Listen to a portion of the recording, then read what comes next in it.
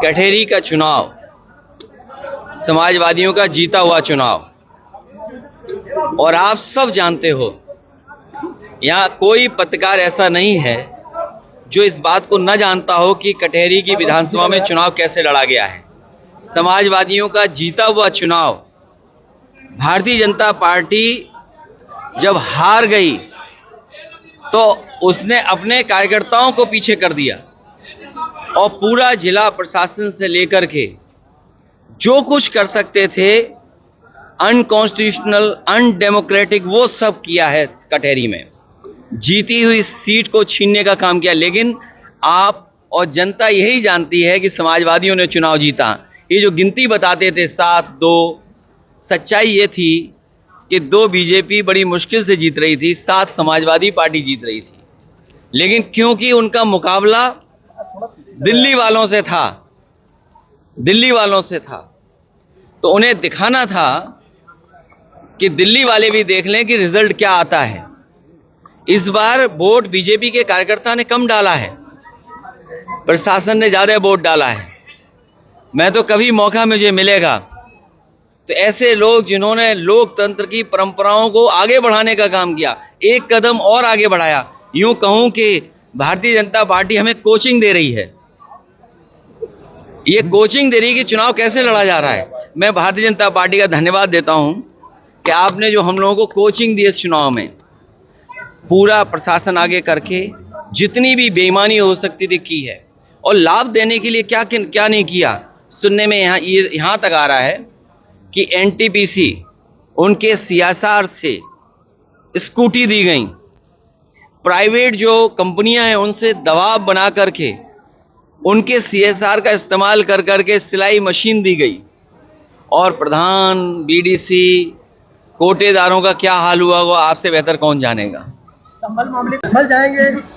देखिए, उससे पहले जो मैंने बिंदु आपसे उठाए हैं कि जो लोग सर्वे टीम के साथ नारे लगाते हुए गए हैं, अगर पुलिस सीसीटीवी दिखा रही है तो अभी इंटरनेट खुलने दीजिए, न जाने कितने वीडियोस निकलेंगे जिसमें पुलिस के भी ऐसे वीडियोस होंगे।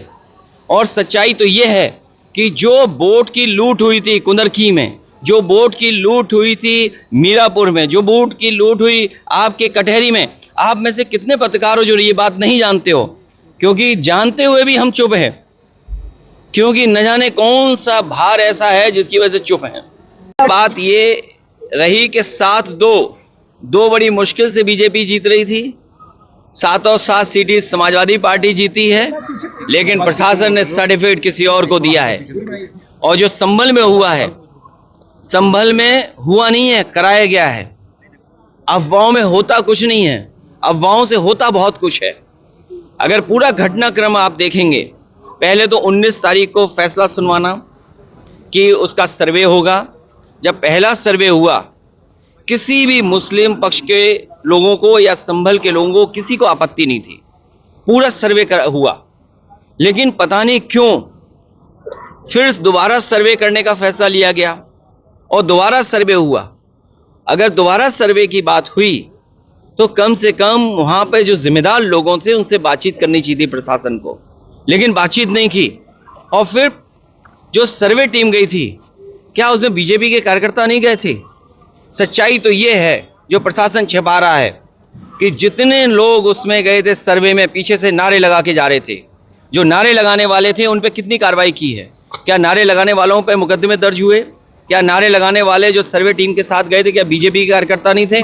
क्या प्रशासन की आंख बंद है इस बात को लेकर के? और सोचिए, आप पीजीआई में जाइए, नौकरी कहाँ की मिली? राजस्थान के लोगों को। आप लोहिया इंस्टीट्यूट चले जाइए लखनऊ में, वहाँ पर नौकरी किसको मिली है? राजस्थान के लोगों को। सैफई मेडिकल यूनिवर्सिटी में चले जाओ तो नौकरी किसको मिली है? राजस्थान के लोगों को। और फिर राजस्थान के लोग उनको बैठाया जिन पर प्रश्न लगता है, जो अधिकारी हैं वहाँ पर। ये क्या वजह है कि राजस्थान के अधिकारी देख रहे हैं सब वहाँ पर, और बाहर से लाए हुए टेम्परेरी जो एक्सटेंशन पे रह रहे हैं उनसे कानून व्यवस्था संभाली जा रही है।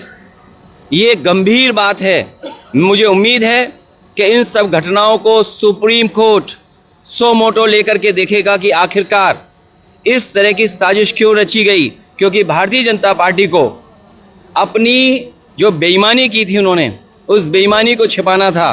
कोई दिल्ली का रास्ता इसी तरीके से दिल्ली तक पहुंचा था, कोई इसी तरीके से जहां पर अमन चैन को ख़त्म कर करके, भाईचारा ख़त्म कर करके दिल्ली तक पहुंचा था। आज लखनऊ वाले भी उसी रास्ते से दिल्ली पहुंचना चाहते हैं। ये दिल्ली और लखनऊ की लड़ाई है जिसमें जनता पिस रही है। ये लखनऊ और दिल्ली की लड़ाई में जनता पिस रही है। और सच्चाई तो ये है, अब देखते हैं कि राजधर्म कौन अपनाएगा, राजधर्म पर कौन चलेगा। ये हमें और आपको भी देखना है कि राजधर्म का पालन होगा कि नहीं होगा इस बार। तो आपसे बेहतर कोई नहीं जानता है, इसलिए मैंने कहा ये सीट जीती हुई थी जो बीजेपी ने बेईमानी से परिणाम दूसरा किया है। और जो अधिकारी हैं इन्हें कोई ना कोई तो कम से कम वोट जिस तरह पढ़ाया जाता है इसके लिए इन्हें सम्मान करना पड़ेगा। कोई नया सम्मान के लिए घोषित करना पड़ेगा। सरकार बनेगी तो ऐसे अधिकारी जिन्होंने लोकतंत्र में इस तरह की जिम्मेदारी निभाई है उनका सम्मान किया जाएगा। प्रशासन के चाहे डीएम साहब हों चाहे कप्तान साहब हों, उनका बहुत सम्मान करना पड़ेगा। अखिलेश यादव जी, प्रमोद कृष्ण ने आज बयान दिया है कि आप दंगा कराते हैं, डेलीगेट भेजते हैं, आपके खिलाफ मुकदमा दर्ज करने की उन्होंने मांग की। देखिए, अगर वो बहुत बड़े, मैं उनके बारे में इसलिए नहीं कहना चाहता हूँ, वो उधार के संत हैं। कभी कभी राजनीति में उधार के भी संत होते हैं। उधार के संतों पर हमें कुछ नहीं कहना। कभी उधारी में कहीं और गए थे, उससे पहले उधारी में कहीं और थे। ये उधारी संतों के बारे में हमें कुछ नहीं कहना है। लेकिन अगर प्रशासन कार्रवाई कर रहा है और सरकार जिस तरीके का रवैया अपना रही है, केवल अपनी नाकामी छिपा रही है।